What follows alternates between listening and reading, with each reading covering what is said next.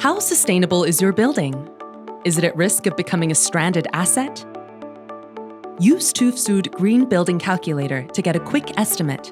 Select the asset type and enter the gross floor area in the input field. Use the sliders below to set the annual consumption of your energy sources. You can use your last energy bills as a guide. The graph now shows your CO2 emissions up to the year 2050. The green line represents your property, and the black line represents the recommended decarbonization pathway. Your building becomes a stranded asset at the point where the two lines intercept. The graph below simulates your future energy costs.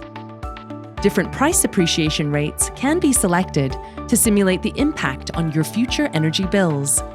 You can assess the positive effects of the recommended actions shown on top by using the sliders on the right to determine the depth of implementation and observe their effects on the two graphs. Congratulations! You have just estimated the CO2 emissions and energy costs of your building and learned more about your options for improvement. Try it now.